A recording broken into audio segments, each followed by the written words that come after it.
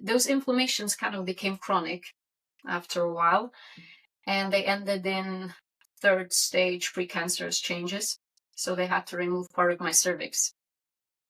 And that happened all around the time when I was thinking about, okay, now I'm maybe ready to be a mom.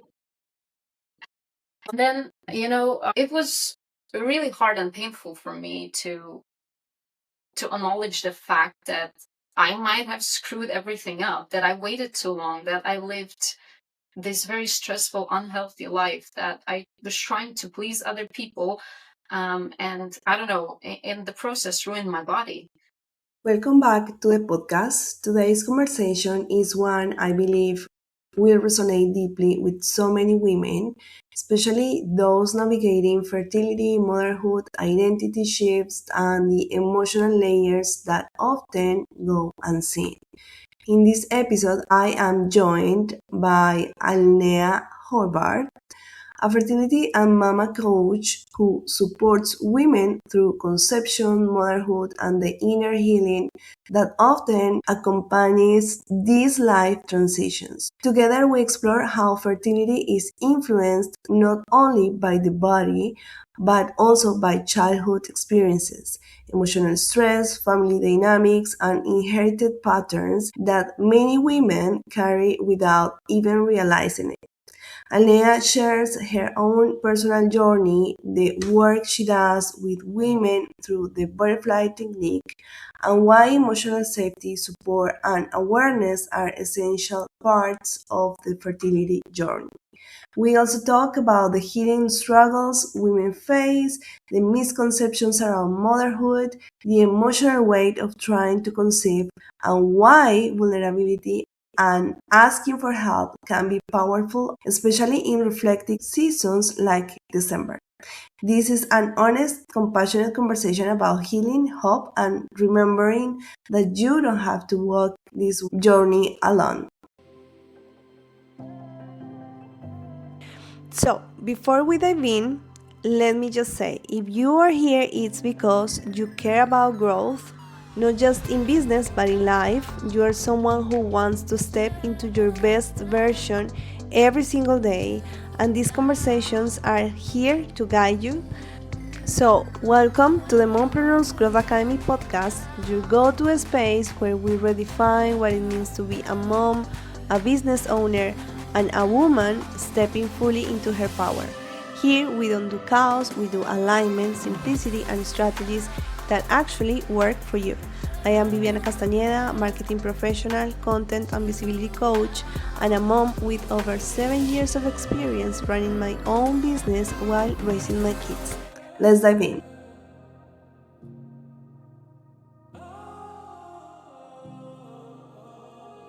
Alea, thank you one more time for being with me again. The last time we talked a lot about your experience when it came to fertility, when you were, struggling with trying to be a mom and all that stuff.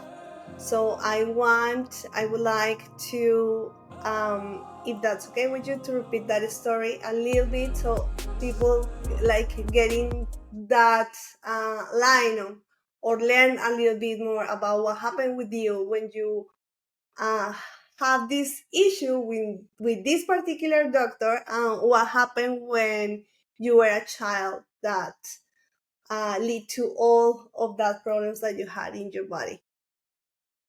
Sure. So hi, it's really nice to talk to you again. I'm happy to be here. Well, if I look back, I never really planned on doing any of the stuff that I'm doing right now. It kind of just happened based on my own story, which wasn't easy. It was quite challenging. And it started about 12 years ago when my doctor told me that my chances of becoming a mom are really, really slim. And he told me that I can just forget about natural conception, that I could maybe try IVF, but he cannot guarantee that it's going to be a success. Mm-hmm. And in such moments, you just kind of freeze, and it's kind of like you leave your body and you go into your mind, into your soul, and you just keep asking questions like, how did I end up here? Like, how did this happen? What did I do wrong, and why, and how did I deserve this? And then it kind of hit me very fast that it wasn't really anything I did, that it wasn't really something that happened in that moment. It happened a long, long time ago. It actually happened when I was really small, and when a part of me kind of just blocked everything. I think that when people experience any kind of trauma, there's this inner, protective mechanism that just goes up, and it blocks you in the areas that are going to be probably most painful for you. So I think everyone is different, and we need challenges in different areas of life. Like for some people, it's business. For some people, it's losing their home. For someone else, it's, I don't know, divorce, or losing their spouse, or maybe it's, I don't know, a disease. But apparently, for me, the thing that needed to happen was me getting to the point where I was told I'm probably never going to be a mom. Because I knew that I had issues from childhood on, but I kind of tried not to look very deep into it because it was painful. And I thought that if I just keep up this facade, if I have this mask on, nobody will know. Like, nobody's able to see inside of me. And I can wait a little bit longer. I don't really have time to deal with what happened in the past at the moment because I need to focus on my career, on my job, on life. But the things that you feel inside, they don't just go away. They don't disappear. They're slowly like eating away at you. And they're causing certain things. They are showing themselves in form of symptoms, usually very physical symptoms or health related issues. And for me, it was this fertility issue that kind of came up. In that moment, it kind of hit me that it's not really something that's going on at the moment. It's something that's really old. And that there is just absolutely no way I can bottle it up anymore, that I need to look within and I need to heal what I left unhealed so many decades ago. And this was kind of the motivation for me to heal my childhood wounds. And as I stepped on that journey, there was a domino effect. As I healed myself, my body kind of laid down these protective mechanisms, and it said, okay, now you're ready. Now you can be a mom. And 3 months later, I was pregnant. Even though he said it's probably never going to happen. So Exactly. I think we kind of underestimate the source issue of whatever is going on in our life, whether it's health related or fertility related. If we find the core issue and we attend to it, then also the symptoms will go away. This is something that I learned from personal experience, in not just in this fertility story, but in many other things that happened to me in my life up until now. The power of the body and the mind.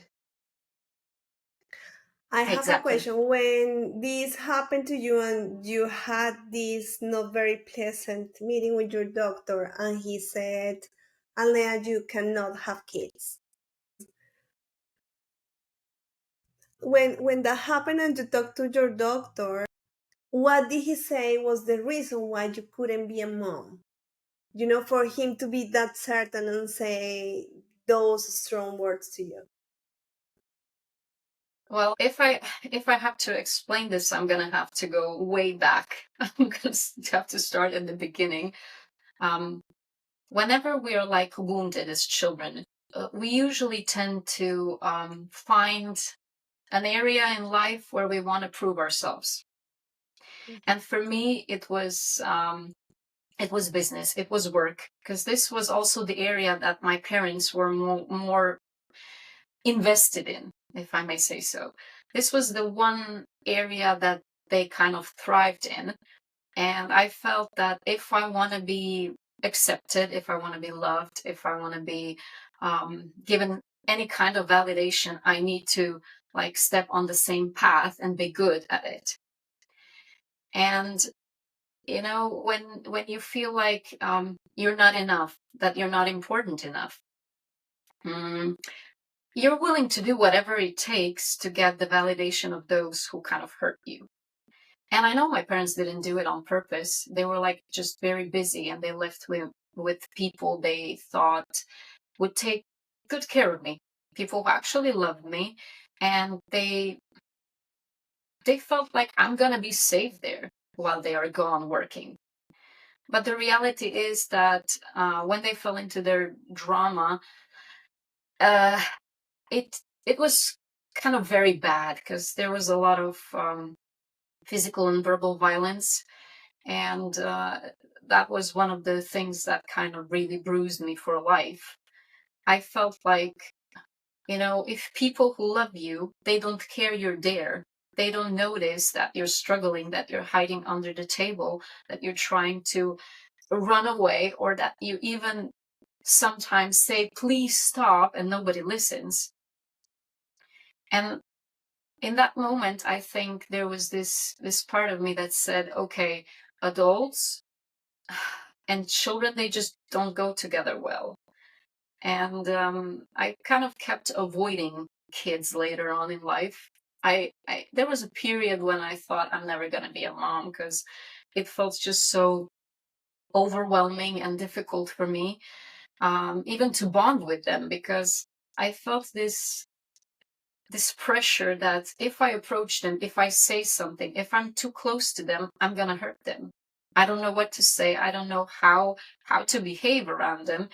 And it basically came from the experience that I had as a child. I kind of felt deep down inside that if I stay away, if I'm not a mom, the kids are gonna be safe. You know, that being said, this is basically where everything started, because it made me focus on other areas of life. Like I said, business and work, it seemed important to me at that moment. So I was constantly working, and I was doing a job I didn't really like. It was something that my parents liked. It wasn't really me, but I felt like I needed to do something that they would say, okay, now we're proud of you, we love you, we have time for you. I know it sounds stupid, but you know, in that period, when I was like a different version of me, that felt logical and the only right thing to do. So I was working a lot, had no weekends, no holidays. Wherever I went, the laptop was there with me, and I was working the entire time. And I went from one stressful situation to another. I barely slept. And since my work was very time pressured, there was a lot of you know, time limits, and they were also telling me like all the time, you need to do this until tomorrow or in 3 days. And there was a lot of work. I worked as a translator, and they always needed papers or documents, like they sent them on Friday, and they needed it on Monday or before the holidays, so they can have it after the holidays. So I really never had the chance to really be the boss of my schedule or my time, even though I was working for myself, as I felt that if I say no, they're just gonna go away and I'm gonna lose my clients. I got smarter later on, of course, but that was the beginning. And as I was living this very stressful life, the life that I didn't like, and doing the job that I hated, you know, for some people, stress causes, I don't know, digestive problems or headaches, or they can't eat, or they eat all the time. For me, it was always gynecological. Like I always ended up with an inflammation. And since the stress was constantly there from childhood on, first there was the trauma related thing, and then later I just kind of, I was so used to the trauma and the drama and, things always going into this stress period, that I guess I just kind of found ways to bring stress into my life the entire time, one way or another. So I don't really think I was ever switched off this adrenaline or cortisol or high stress level at all. And those inflammations kind of became chronic after a while, and they ended in third stage precancerous changes. So they had to remove part of my cervix. And that happened all around the time when I was thinking about, okay, now I'm maybe ready to be a mom. And then, it was really hard and painful for me to acknowledge the fact that I might have screwed everything up, that I waited too long, that I lived this very stressful, unhealthy life, that I was trying to please other people. And I don't know, in the process, ruined my body. But at the same time, I kind of felt that, okay, but maybe this is exactly what I needed. Maybe that's the wake up call that I was waiting for. And I just kind of chose that if, by the way I lived, or the work that I chose to do and the life that I led, if it kind of sent me on this path, that I can also change it, and maybe the symptoms will change as well. And I just chose not to believe the doctor. I chose that I'm like the master of my body, and if he gave up hope on me, I have this sacred obligation to not give up hope and find a way to put the broken pieces together and just heal whatever is broken, whatever is not working inside of me.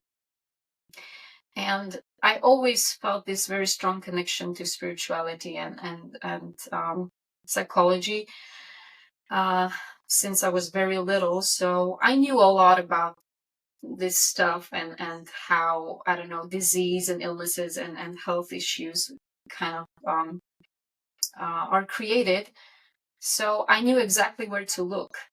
I already knew what my problem was. I just needed the kick in the butt to go back and to change what was broken. So what kind of felt like the worst period of my life was basically like a blessing in disguise, if I may say so, because it pushed me to change everything, my lifestyle, to get out of those stressful situations, to change my job, to change how I think, and most of all, to stop pleasing others. And when I did all of those changes, and as I healed my childhood wound, everything just shifted. So my body kind of, put all the broken pieces together on its own. The defense mechanisms just fell off. The body opened up, fertility unlocked, and everything just went in the right direction. It is incredible how that inner faith and that um, belief that you have, very, very inside, that you can do the things, that your body's powerful, that your mind's powerful, that you can make it happen without medicine or doctors, or it is so powerful. It's incredible. um Yes. I actually didn't have a choice. He said he's not able to help me because he did the procedure on me, and he said, I knew what I did. I saw what I did. I saw how much I chopped off. It's just not going to happen. And yet, when everything on the inside works, then the body just plays along. exactly. Yes, no, absolutely, I completely agree with you. Now you are in a phase where you're helping women, where you are putting all that you live in a mirror to help all these women who are wishing to be moms and they are still struggling with that stuff. So I have a couple of questions for you to give some value to your audience and my audience. So, Alea, many women feel lost while trying to conceive or navigating early motherhood. What are the hidden struggles they don't talk about openly? Yeah, there's a lot of stuff that's going on in your head when you get to that point. It's not just you being in a constant stress, month in, month out, always, looking at, okay, when is the right date? What is the right time? When is my ovulation? When am I going to get my period? Am I going to get it? It's, you know, this fertility stress that's constantly there, but there's also other stuff, which is hidden. And we don't really talk about it because we feel ashamed. We feel like we failed in a way. And first of all, there is this feeling that you failed as a woman, that you're not good enough. That if you can do something that's natural, like everybody's doing it, so why can't you? There must be something wrong with you. Obviously, you're not good enough. And then there's the guilt part. Like, I'm in a relationship and I can't give what I'm supposed to give. How is this going to affect us? Is it going to end the relationship? Is it going to stay? Like, am I going to be able to live with the fact that I can't be a mom? Like, there was a lot of like hidden questions.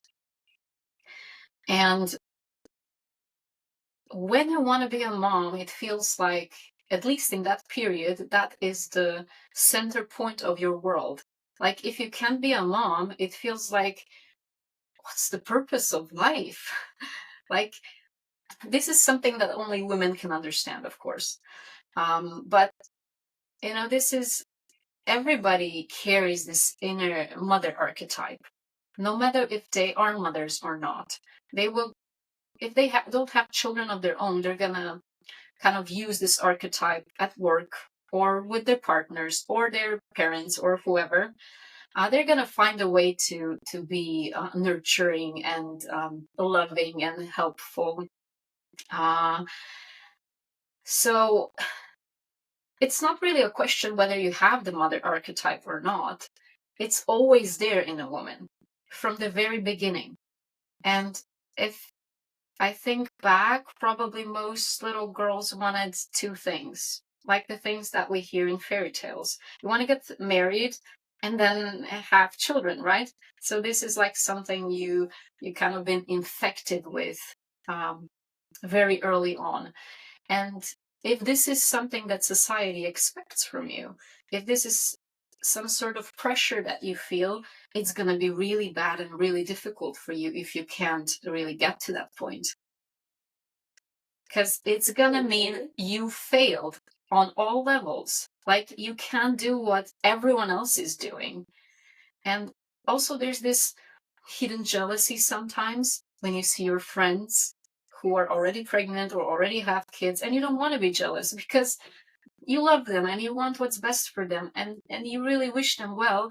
But there's this feeling, okay, why everyone, just not me? And it's a horrible feeling. So there's a lot of hidden stuff going on underneath the surface when you're in this position. And I think a lot of it just kind of it evolves around your self-worth, basically. Why do you think they don't talk about these things openly? Because if we talked about it, it would be kind of a confirmation of defeat, I guess, or a confirmation that, okay, maybe I am not who I am supposed to be. I'm not able to give what I'm supposed to give. So this just kind of confirms I'm not good enough. And it's especially difficult for people who already have certain wounds from childhood on where they felt like they're not enough, that they're not loved, that they're not accepted, that they're not good enough. Then it's even harder for you to talk about this because it just confirms what you felt your entire life. So if you stay quiet and you don't talk about it, then it's not real. It's not at least that real. And I remember there was a stage in my process very early on when people started asking me, okay, now you're married, like, when are you going to have kids? And I said, oh, no, I'm not ready. I don't even know if I want to have kids, even though I was already in the process of trying. But if I said I don't want it, then I didn't have to say I can't do it. Okay. Yeah. Yeah. It was so secret for you that you wanted to keep it to yourself, but you didn't want to share too much. Maybe it was shame on it as well, like women feel shame that they can't do that. In your experience, what does losing yourself actually look like inside a woman's daily life, when they are just deep down in the hole, feeling like I'm completely losing myself with this situation? Okay. Are you referring to infertility or later on once you become a mom? When you are in that journey of getting pregnant. Yeah. Well, you kind of stop being yourself. It's really hard to explain, but what happens is you become like this robot who just counts days and tracks the cycle and is concerned about, okay, when do I need to have sex, like, this is the right time, this is the right date, this is the right hour. And it just kind of kills, the mood. It kills everything, basically, because you're not doing it because you feel like doing it. It's more like, I have to do it because this is the day. If not, I'm going to lose another month. And it's also very stressful, very overwhelming. And you kind of fall into this very depressive state at some point because in the beginning you have faith. You say, okay, I'm going to try. Maybe the first time didn't work. I'm going to try the second and the third time. And then if it still didn't work, you just kind of start losing hope. And the more you try, the longer it goes on, the worse it gets, because you're so scared that it's going to be just like the previous month, that you don't even believe it's possible anymore. And then that's the moment when you really need to change something. You need to find like this olive branch, this person who's gonna give you a hand to pull you out of this mess, and just to say, okay, I'm making peace with myself. I'm finding a different path, which is not always easy, but it's very, very necessary. Because if you keep doing things you already tried and they're not working, you're just going to end up in that same spot. Nothing's going to change.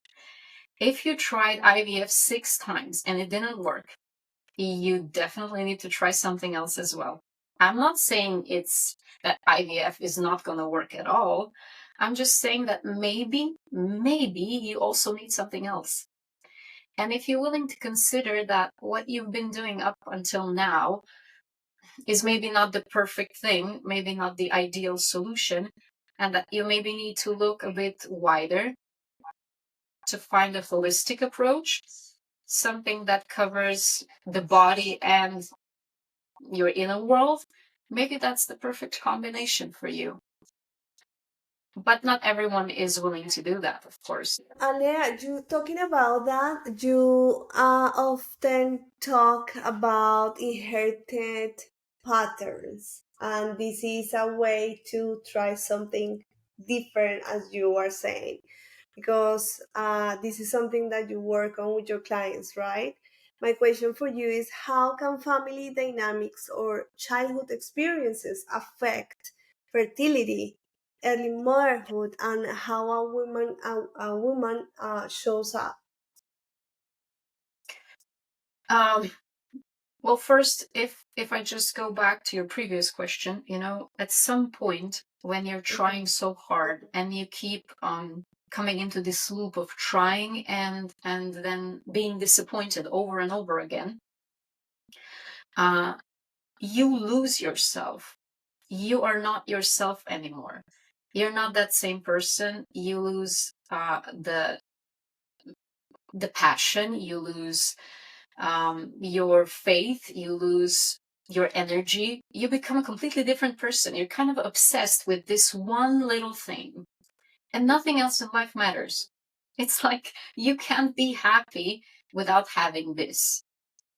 And it can be really, really difficult for women because it's not like you can't compare it to business or work or anything else, because being a mom is part of the female archetype structure. It's much more important.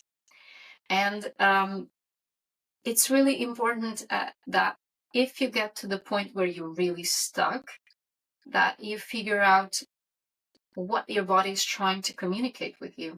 Because you not being able to get pregnant is not really a block, it's not really a stop sign. It's more like, your body trying to tell you, look, you can have that, but first you need to fix yourself. First, you need to heal yourself. The circumstances are not okay. Something needs to change. Something needs to happen before you can have that. And for some people, it's really easy to figure out what it is because you remember the bad things that happened to you and you kind of connect them. But there are also things that happen early on in your childhood and you don't remember them, or they have been so painful, so bad that you kind of suppressed the memory. And even though you would be old enough to remember, you just don't. And I remember a couple of my clients telling me, I can't remember anything that happened before my 8th birthday, which means there was a lot of trauma, right? Because kids, since they're 4, they basically, I remember things from when I was 4 very well. Also the things I don't want to remember. But if you can't remember anything up until the age of like 8 or 9, that means it had to be really, really bad. And in that case, you just need to find someone who can help you uncover whatever is hidden underneath the fertility issue. Because sometimes it's not so easy to connect the dots or say, okay, this is the reason why it's not working. And sometimes we feel what the reason might be, but we don't want to accept it. We choose not to believe it. We choose to look the other way. And very often it's connected to relationships, which are maybe not ideal or not perfect. And we think that if we get to be parents, that children are going to be the glue. They're going to connect us. It's going to be better. It's going to be even, a stronger connection. But the truth is, it's exactly the opposite. Children just bring out what's already cracked and broken because you're tired, you don't sleep, you're exhausted, you're stressed, you're nervous, you're out of your routine, and whatever was wrong in the relationship before, it just becomes a much bigger problem. Yet that's not the case for everyone. For some people, it's really something that they're carrying from their primary family, basically. It's connected to the relationship with their mom and dad or the entire family. Maybe there was some loss, maybe some very early, like abortions in teenage years. There could be a lot of things that could have happened and that brought you to this point here and now. But what I see most of the time is the patterns that we take from our ancestors. Like, that feeling, I just don't want to repeat the toxic patterns. What really gets in the way of fertility is basically when you feel like you've been abandoned, you haven't been loved, you haven't been accepted, seen, heard, understood, or accepted the way you are. And if your parents willingly or unwillingly hurt you, it doesn't really matter. You are going to try to block the very thing you desire the most. Even though you might want to be a mom, some part of you is going to say, no, this is not safe. Like, we don't want to repeat our parents' mistakes. We don't want to bring our children in the same situation that you experienced. And it can be either because there was, I don't know, some addiction in the family, or there was a lot of fighting or aggression or violence, or maybe kids who have been like sexually molested. They're gonna have this fear that, okay, this is something that can also happen to my children. So if I don't have them, I'm just gonna prevent it. And sometimes it's not so easy to figure out what is really blocking us.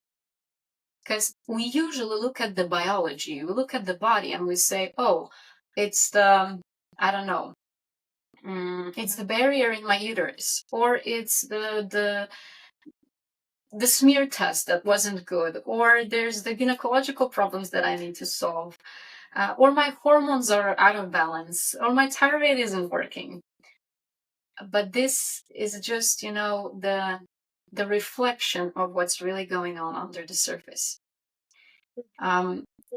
Because all of these symptoms are kind of a cry for help. Your body is trying to reach out and say, look, you didn't listen when I only gave you the emotions and the pain. So I need to give you something physical so that you will listen and you will tune in and fix whatever is broken inside of you. And also kind of dealing with the fear that we might repeat ancestral patterns is one of those things. And it's really important to deal with, because if we fear we're gonna fail as parents, if we are afraid that we might end up as bad parents, or repeating our parents' mistakes, or hurting our children the way we were hurt, we're just not gonna allow it to happen. And it is hard because we are not making the same mistakes our parents did, probably, but we are making mistakes, new ones. So we kind of need to let that fear aside a little bit. Alea, for women blaming themselves because they cannot get pregnant, they cannot do the natural thing they're supposed to do, what are the biggest misconceptions they have about fertility, identity, or motherhood? Well, I guess the biggest misconception is believing that it's physical, that it's age related, that it's hormone related, that it is your body that's failing you, because the truth is it has nothing to do with your body. It's more a mental and an emotional block than a physical block, actually.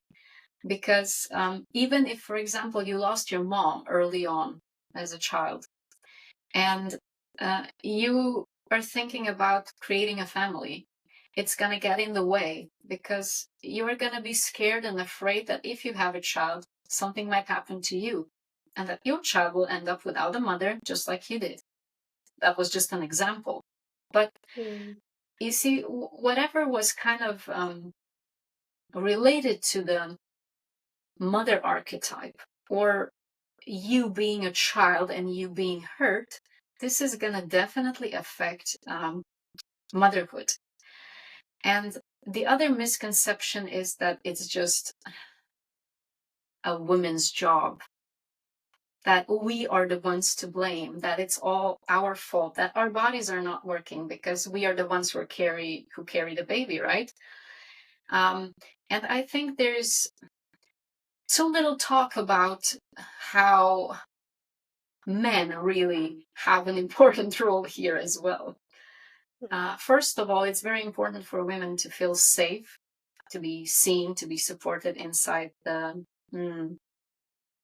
this relationship that they are in. And if they don't feel that, they might be subconsciously blocking the mother archetype. If they have a partner who is like unreliable, someone who they don't really know if they want to live with on long term, the body might reject, the biological thing. Like, even if you want to be a mom, it's maybe just not going to work.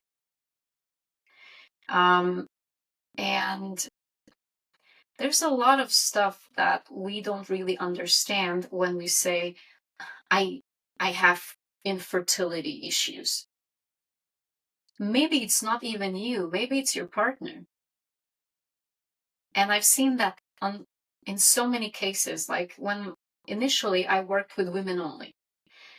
And I was really puzzled by the fact that why some of them got pregnant like this after years of trying and failed IVFs and miscarriages. And then we did the work, we did the inner work, like the same work that I did on myself.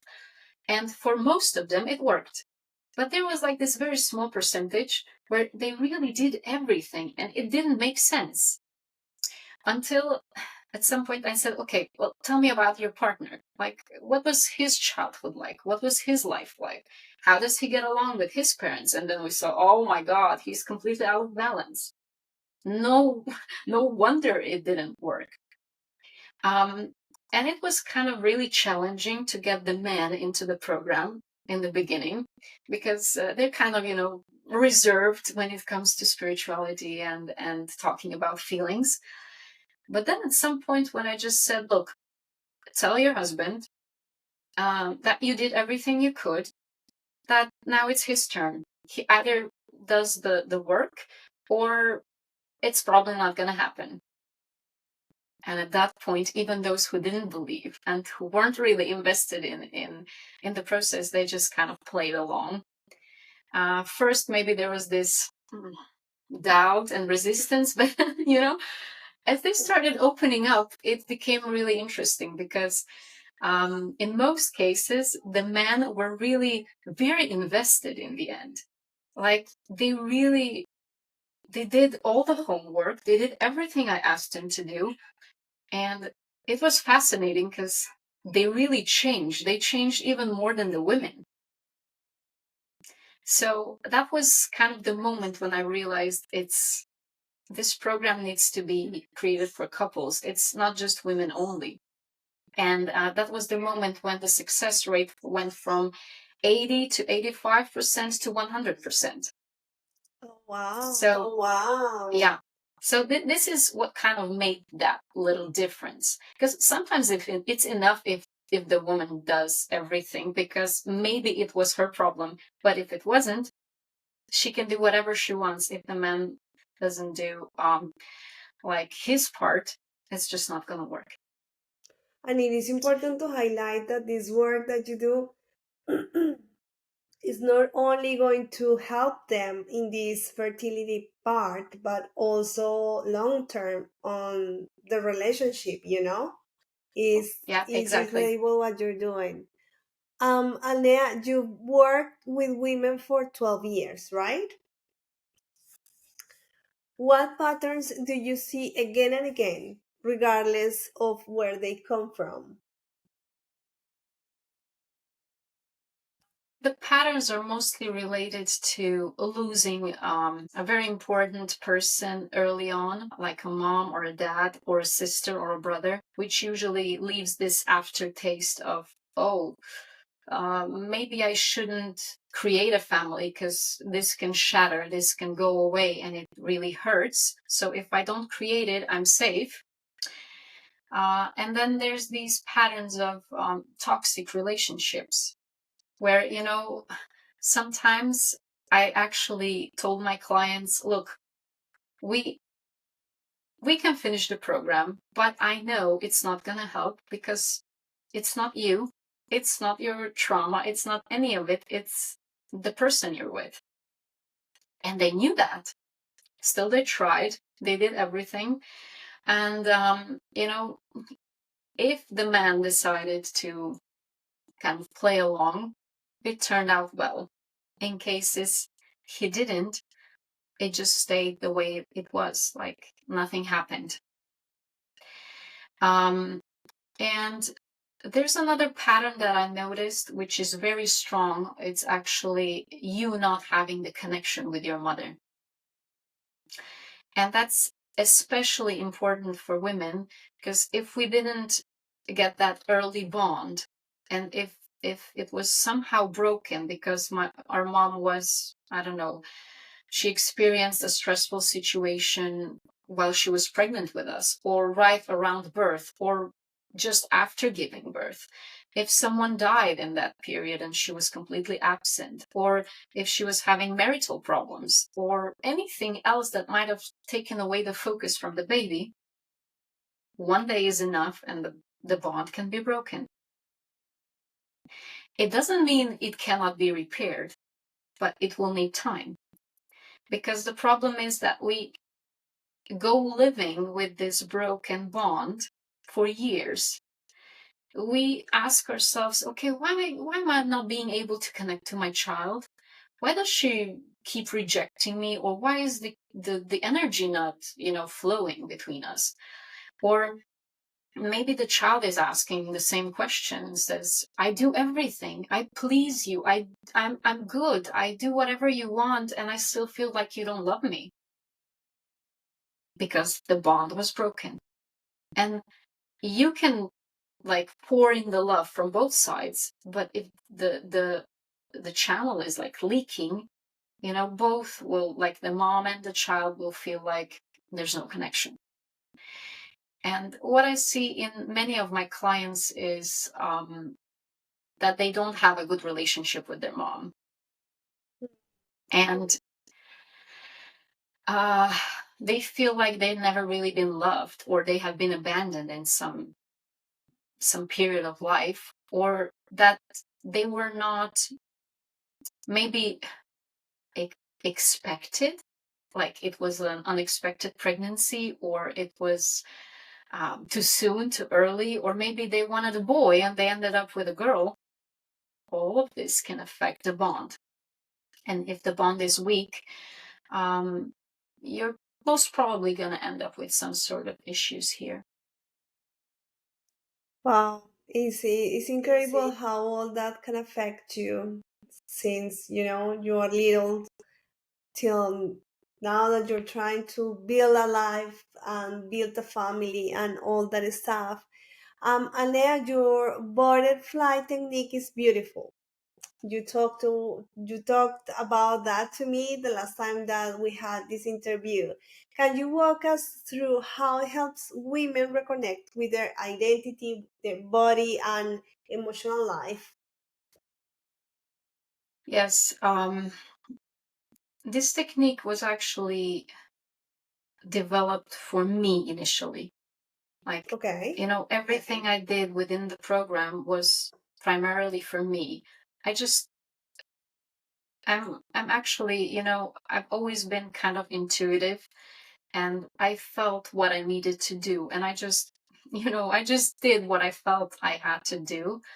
And it turned out to be the right steps. And then, as you start working with clients, you see their stories and their experiences, and then you kind of edit and expand the program.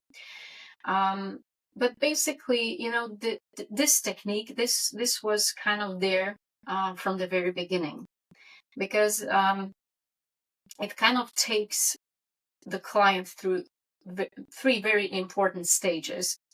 The first stage is the one that I call the caterpillar stage. It's the stage where you try to figure out what the emotional wound is that doesn't allow you to get pregnant. And once you figure out why your caterpillar is emotionally hungry, why it cannot become a butterfly, what is blocking its transformation into a mother, if I may say so, then we step into the other stage where we try to clear and heal all of these blocks one by one.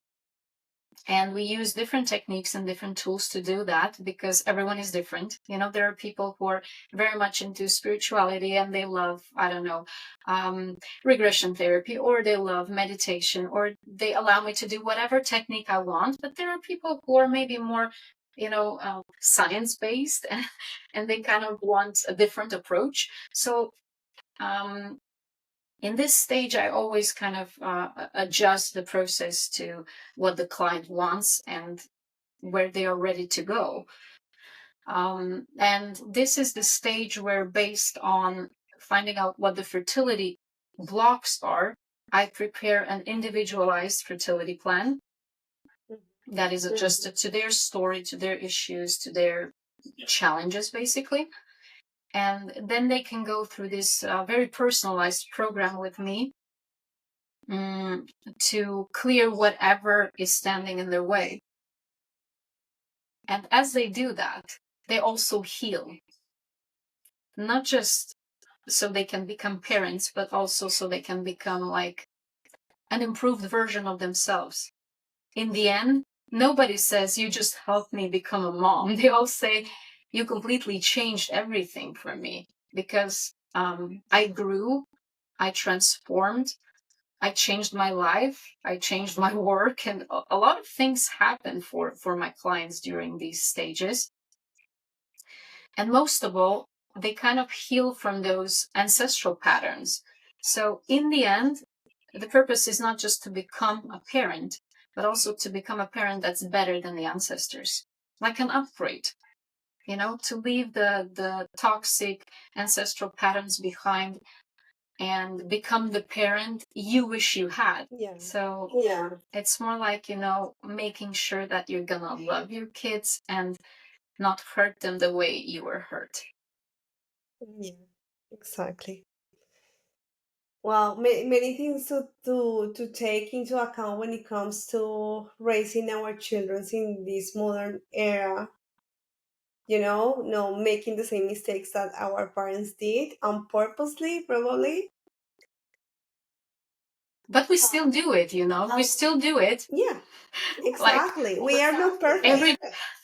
every generation is a bit better than the previous one, but we still kind of sometimes fall into the same patterns because we have been exposed to them for so long that they feel kind of natural and normal. And sometimes you say, oh, I'm never going to do this, or I'm never going to be my mom, or I'm never going to be my dad. And then that's exactly what you do. And you say, oh my God, what am I doing? Yeah, you just sound you just sound exactly like your mom or your dad, and you're like, oh my god, I'm talking exactly how they did to me. Gosh. Alea, can you share a transformation story if you want to name a client or not name the name of this person? But I would like to share a transformation story that you have that shows what is possible when a woman heals these patterns. Yeah. Okay. So there have been a lot of stories that were very interesting. Like basically, each and every one of them was different and unique in its own way. But I'm just gonna go with one that kind of popped into my mind now. It's really special because it kind of connects um, two families with a lot of tragedy and pain.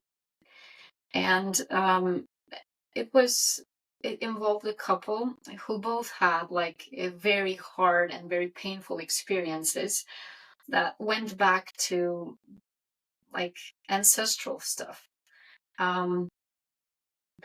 A lot of lost children, a lot of suicides, a lot of very heavy and difficult stuff.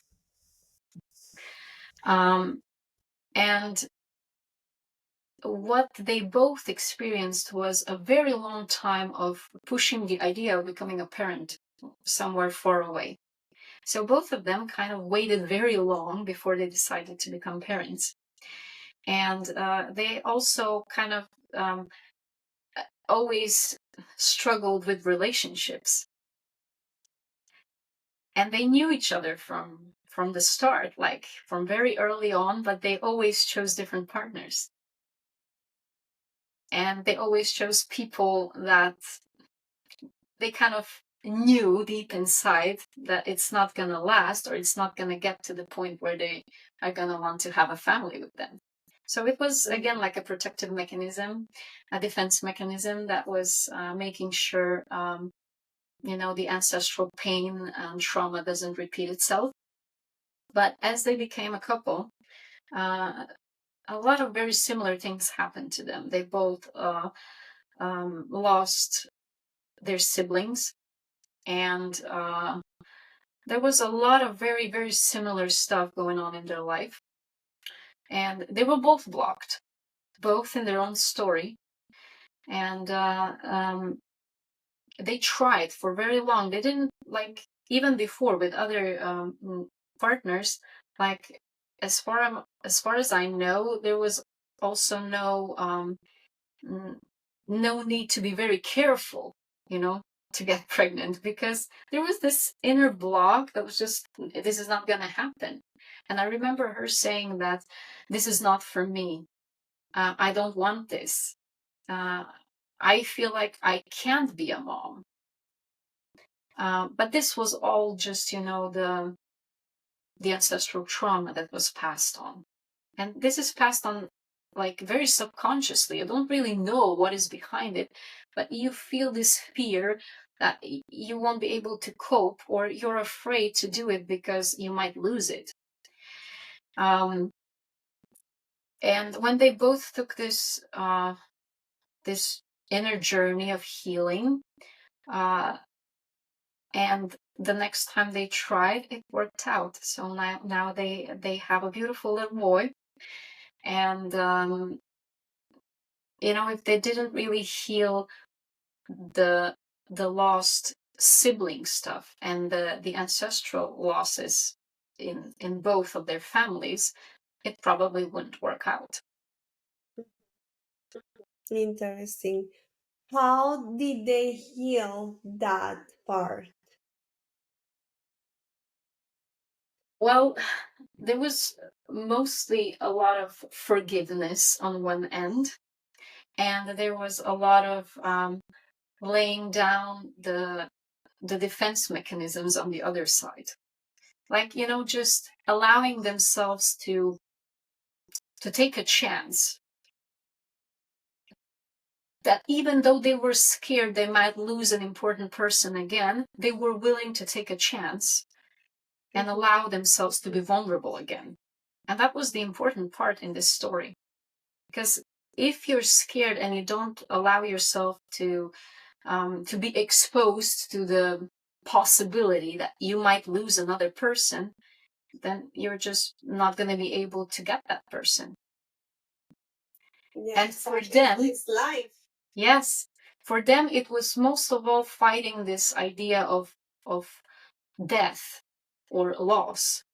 And once they said, okay, no matter what happens, I'm going to allow myself to open up and give this little baby a chance, that was the only thing that basically needed to do. Yes. It is very interesting because one thing is when you are aware of a situation and you kind of say, I accept it, or I forgive, or I will allow myself, and you say this to you.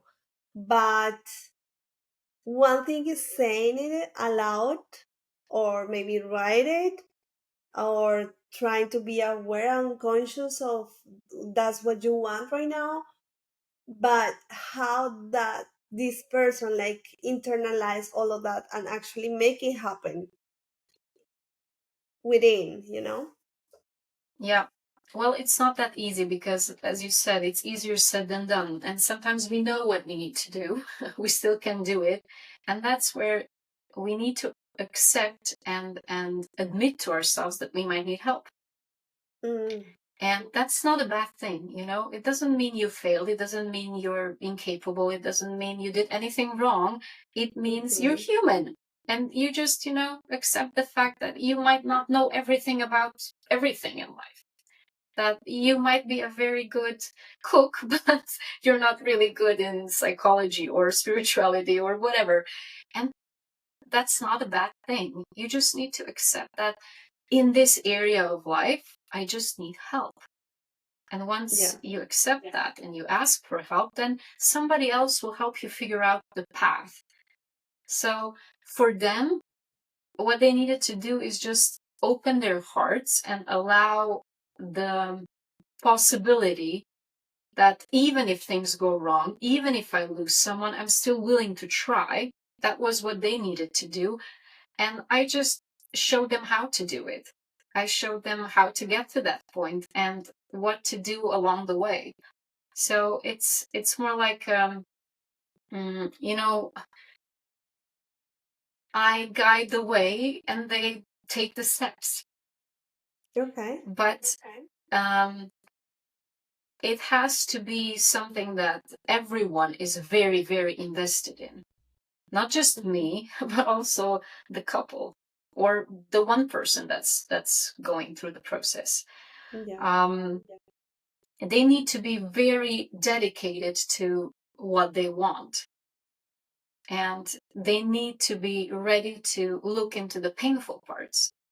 They need to be ready to cry. They need to be ready to open the most painful boxes, and all with that one same purpose, so that in the end they get what they want.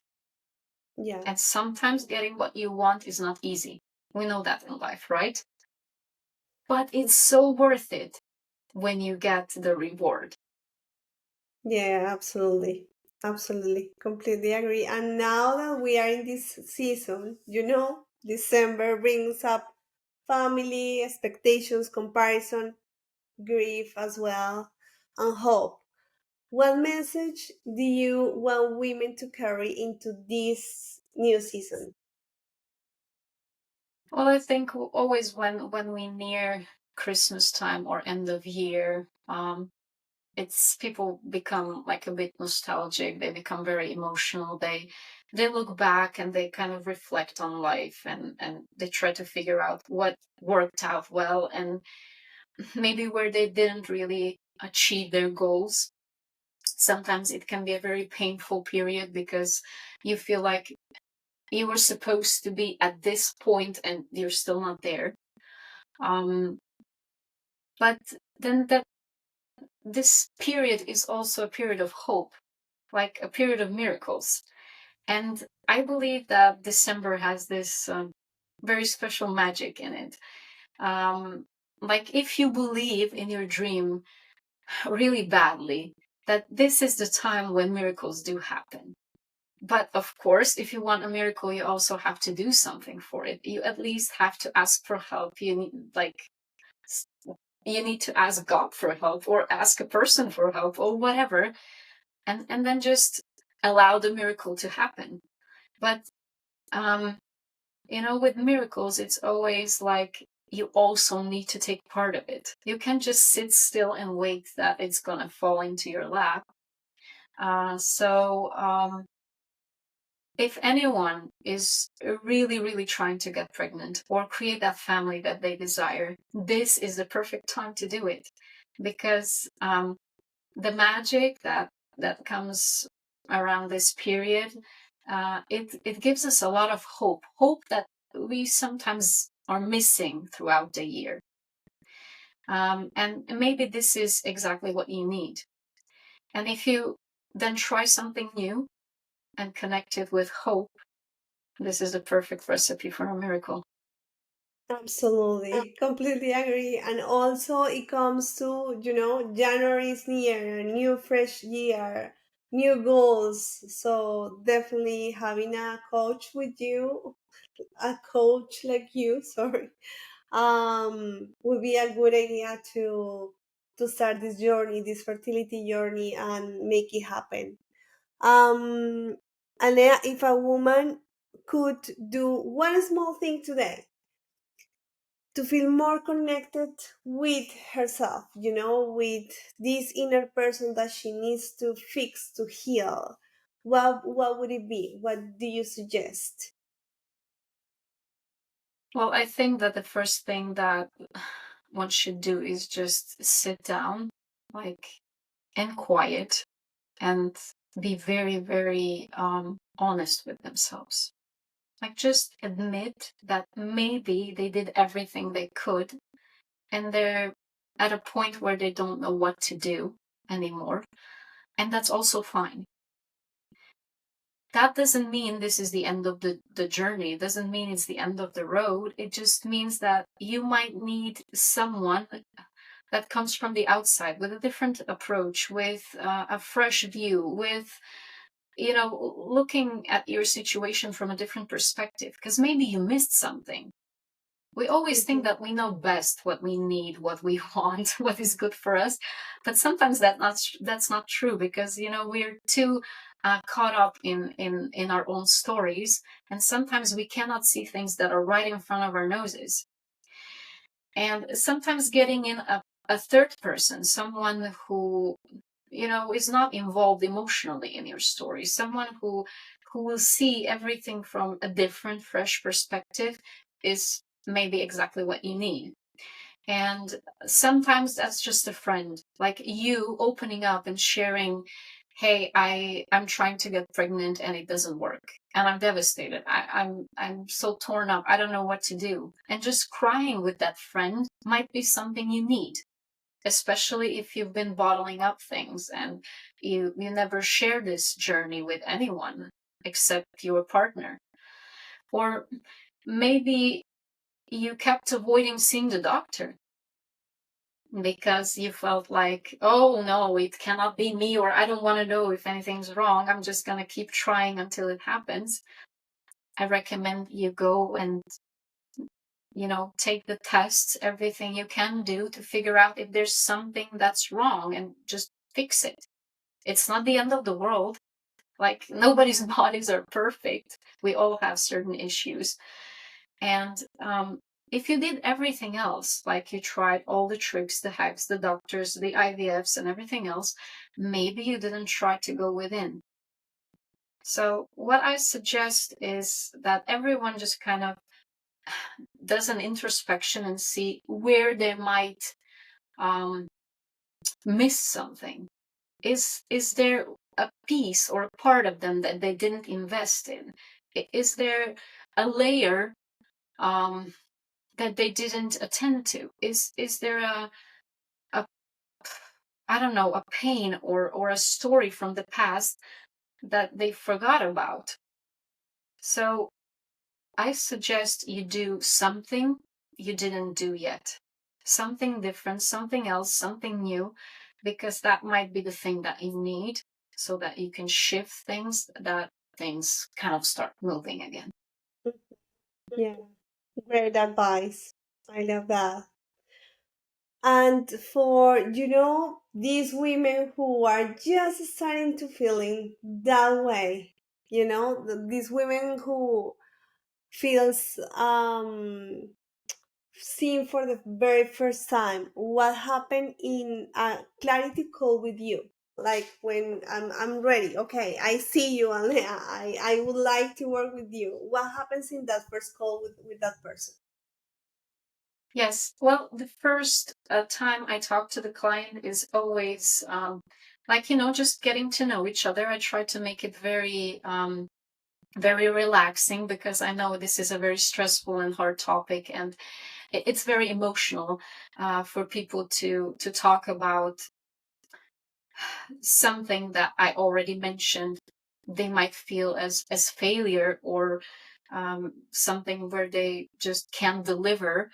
And I want them to feel like safe and very relaxed. So we just talk.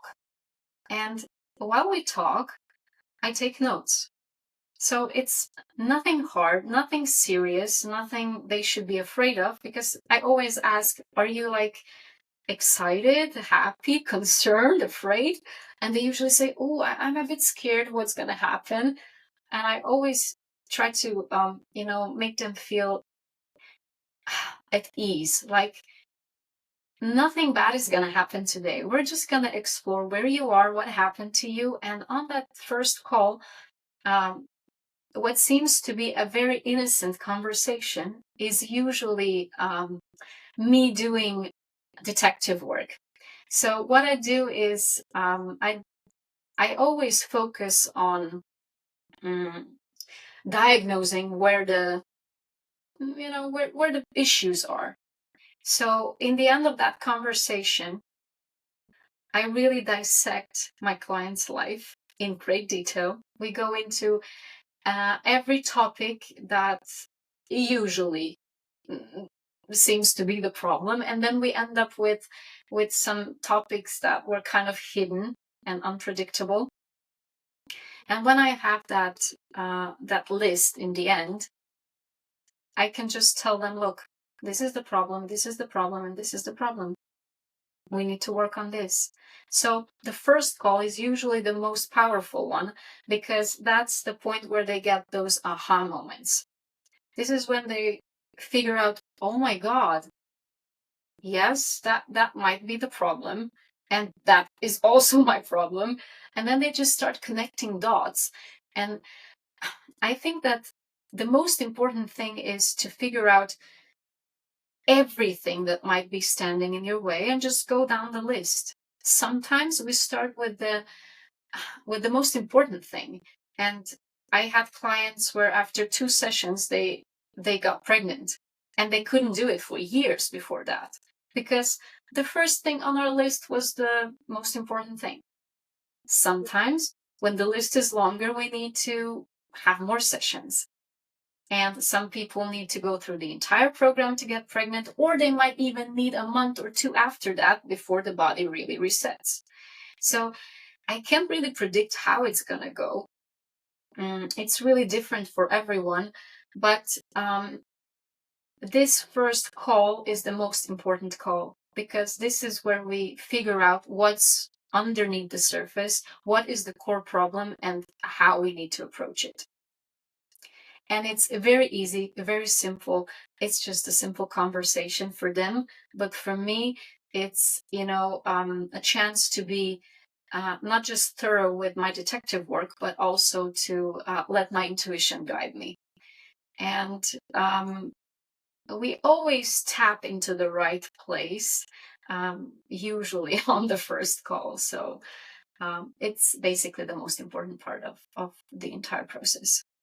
And it's amazing because you have the eye, you have that specialized eye because you've gone through it on your own, like you live it from the very beginning, the hardest struggle, the people who didn't believe you could do it, like many stuff. So you have that expert eye that people need to have those aha moments that are so powerful, and that when we have them, it completely change our mind. Anea, what shift do women usually feel, even in that first conversation with you, after they finish the call? Do you have any feedback from your clients as soon as they feel seen? I'm the last person they call to.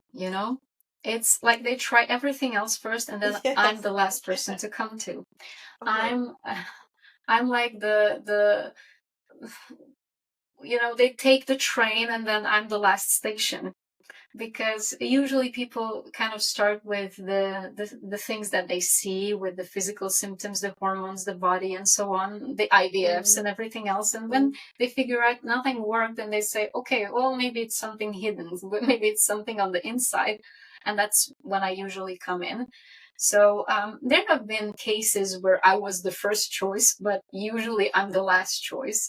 So it's kind of really a very hard work, because I feel that pressure, like, I'm, their last hope.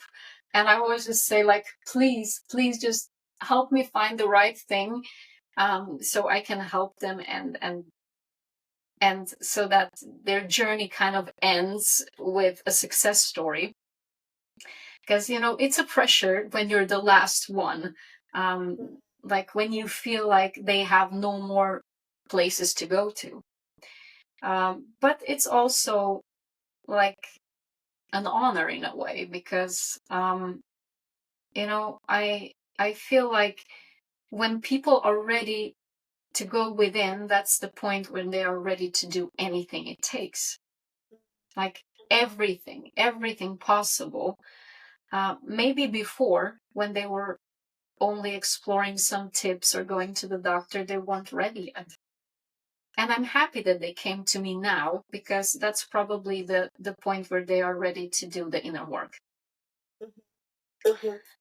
Um, and I don't want people to come to me for a quick fix. I don't want them to come to me and say, just, I don't know, do something, so it's going to happen tomorrow. This is not how the program works. This was my program, and I know that it works if you're willing to do the work. Want to do the hard work, it's gonna be, you're just gonna be where you are. So when they come to me, I know they're usually ready.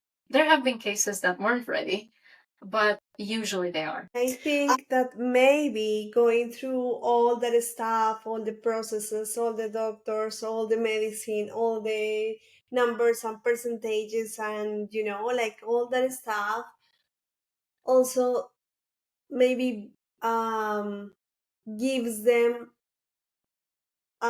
less hope and cause more stress. So the solution they're trying to find outside of themselves is actually affecting their inner self and all that is with it. Yeah. And you asked me before what they get on that first call. Yes. What I notice is they usually get their hope back. Because when they hear my story and when they talk to me and we find reasons why this is happening to them, because usually what the problem is, they don't know why they can't get pregnant. Or they don't understand what is behind it or how to fix it. And when I say, look, this is the problem, this is how we're going to fix it, it's no big deal. They're just like, oh, thank God. And what happens is they get the faith back. And once you believe again, the energy just shifts and things kind of start rolling in the right direction again. Wow, that's incredible. Alea, and I have one more question. What is the transformation you hope every woman walks away with, no matter where she starts?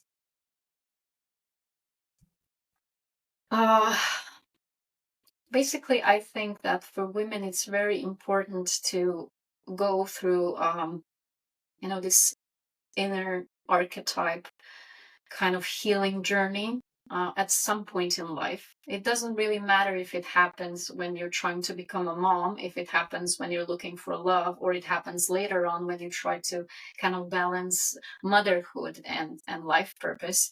At some point, we all get to that moment where we need to do the archetypal work, and we need to heal our childhood wounds, and we need to deal with our pain and kind of grow.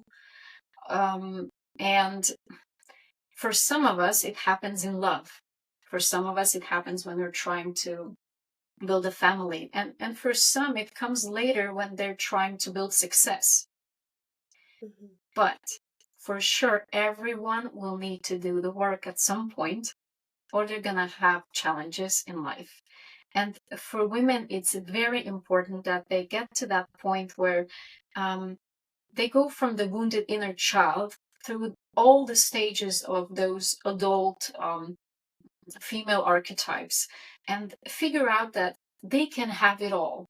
They can be mothers, they can have success, they can be partners, they can find their life purpose. They can actually have it all, but they need to honor the phases and the stages in life and just accept that every stage is for something.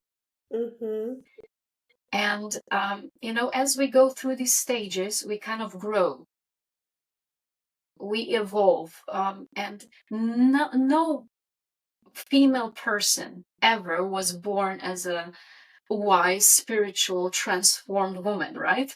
We were all initially like naive or broken or hurt. But then at some point, as we go through life, as we experience all the challenges and life lessons, we go through different stages of maturing, let's say. Like we mature spiritually, emotionally, physically. And at some point, we all need to go through this journey. So wherever it's blocking you for a reason. it doesn't have to be fertility. It can be love. It can be money. It can be success. It can be business. It can be life purpose. The moment you get to that point where you feel, okay, I'm stuck, it's usually because you need to do that female energy, archetypal type of healing. And you need to get to the point where you become the spiritual woman. And it usually kind of happens for women around the age of 40, where they kind of choose the life that they want instead of living the life that everyone wanted for them before. And if there's anything I would suggest to women out there, it's start living the life that you want, not the life that other people want for you. Whatever that is, whatever that means, it's yours. You can choose it. Whatever you feel, just go for it. Because, we all have these different roles that we need to play. For some, the mother archetype is more, in the present. It's more in the front, and for others, it's more like the professional part of life.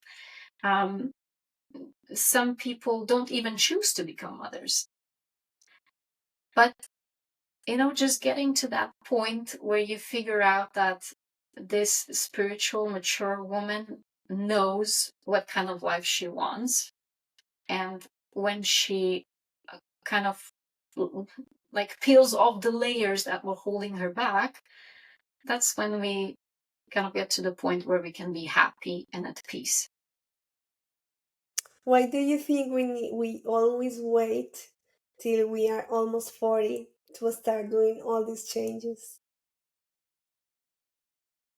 It's part of it is that archetypal work that I talked about, because this is the period when we start maturing, when we go out of these young, childish or immature archetypes, and we kind of tap into the adult female archetypes. But it's also probably because we're somewhere at the half of our life. And usually that's the time when we think back and say, okay, do I want to continue in this direction? Is this how I want to live the next, I don't know, 40, 50 years of my life? Or do I want to go on my way? And I think this is like, that's that point where we kind of decide that it's time to step into your own power and just do what you want. So I think the 40-ish years are perfect for that period. Is incredible because it really changed our way of thinking, our wisdom just skyrocket. So yeah.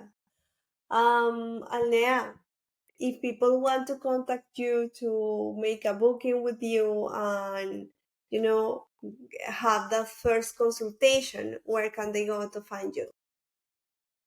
Well, they can find me on Facebook, on Instagram, or they can just look at my Facebook page, and they can, go into the shop and just click on the product or the service that they think they need.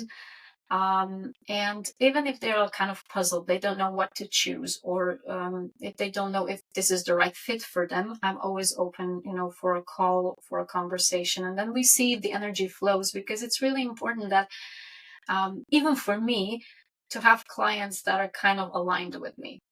And I think it's also important for the client to feel safe with the person they work with. So I always feel that maybe having this first conversation, which is maybe for free, or even exchanging a free email or whatever, is a good way to check if we align, if we click, because that's going to be really important also later on in the process. So if anyone is kind of puzzled or has any questions, I'm always open to a short free call, or they can like send me a message or an email, and I always reply as soon as I can, and answer their questions. So wherever they're gonna contact me, I'm gonna try to do my best and help them out. Awesome. And is there anything else that you would like to add before we finish? Yes, maybe, if you really want to be a mom, or you already are one and you're experiencing some other struggles, like, I don't know, motherhood can also crack you open. It's challenging in sense of, finding that right communication with the kids, or maybe you're struggling in your relationship, because, as I said, if the relationship wasn't really stable in the beginning and then the kids come in, it can get really rough. um, I suggest that you just figure out where you are, because, as I said, we're near the end of the year, and it's really important to know where you're stuck, what doesn't work, and what you maybe feel like it's okay and you want to carry that on, and just make a list. Like, this is what I want to carry into the next year, and this doesn't work, so I either need to change it or I need to find help to make it better. Or there are also some situations in which you just need to release things because you already know they don't work. And I kind of feel like everyone should do this introspection and just see where they are at the moment. Mm. And choose what kind of life they want for the next year and for the next 10-year cycle. So maybe that's something that really falls nicely into this period. And to maybe also ask for that miracle that you want. As we said, we're approaching Christmas, and miracles do happen if you believe in them. So just be willing to have faith and trust that if you take care of the circumstances, if you change things, if you do the necessary work, that someone up there is gonna, push you forwards, and they're gonna give you that gift. And maybe it's gonna be a great Christmas gift. Who knows? Exactly. Put it out on the world and manifest it. Yeah. Yeah. Amazing. Great advice. Thank you so much, Alea, for this time, for all that wisdom, and for all that valuable information. I am so happy to have had you one more time here. Thank you so much. It was a pleasure talking to you, and I hope we can do it again very soon. This conversation with Alnea is such a powerful reminder that fertility, motherhood, and identity are deeply interconnected, and that so much of what women struggle with is not a personal failure, but a reflection of emotional and generational patterns asking to be understood.